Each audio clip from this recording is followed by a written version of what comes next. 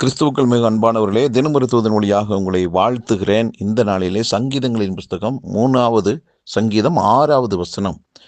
எனக்கு விரோதமாக சுற்றிலும் படையெடுத்து வருகிற 10,000 பேருக்கும் நான் பயப்பட மாட்டேங்கிறார்.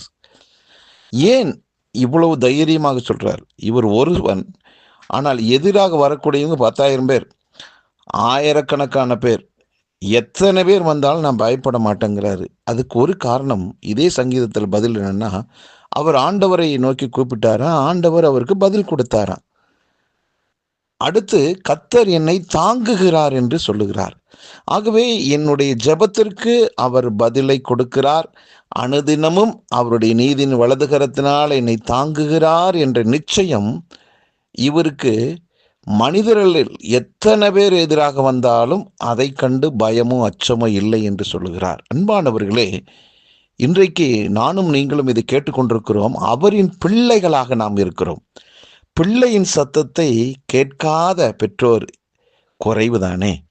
ஆனால் நம்முடைய தகப்பன் நம்முடைய வேண்டுதலுக்கு அனுதினமுமே செவிசாய்த்து பதில் கொடுக்கக்கூடியவராயிருக்கிறார். நிச்சயமாகவே அவர் ஒவ்வொரு நாளும் நம்மை தாங்கி கொண்டுதான் இருக்கிறார்.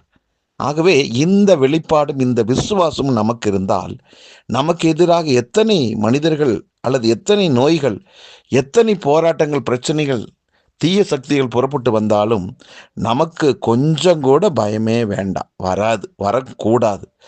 அவர் எனக்குள்ள வாழ்கிறார்.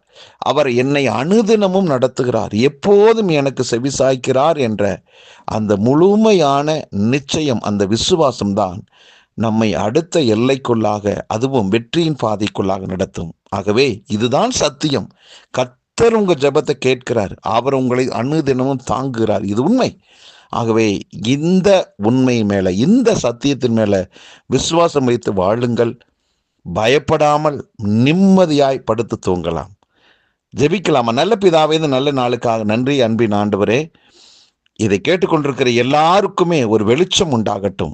நீர் எங்கள் ஜெபத்தை கேட்கிற, எங்களை தாங்குகிறீர் என்று, அனுதினமும் எங்களை வழிநடத்துகிறீர் என்ற விசுவாசமும் நம்பிக்கை எங்களுக்குள் பழகி பெருகட்டும். பயமற்ற வாழ்வை வாழ்வதற்கு இந்த வார்த்தையை எங்களுக்கு அடித்தளமாய் அமையட்டும். இந்த வார்த்தையின் மேல நாங்கள் கட்டப்பட்டவர்களாய் நாங்கள் வாழட்டும். அப்படிப்பட்ட வாழ்க்கை கர்த்தர் தந்தீர். நன்றி. இயேசு கிறிஸ்துவின் நாமத்தில் ஜெபிக்கிற நல்ல பிதாவே, ஆமென்.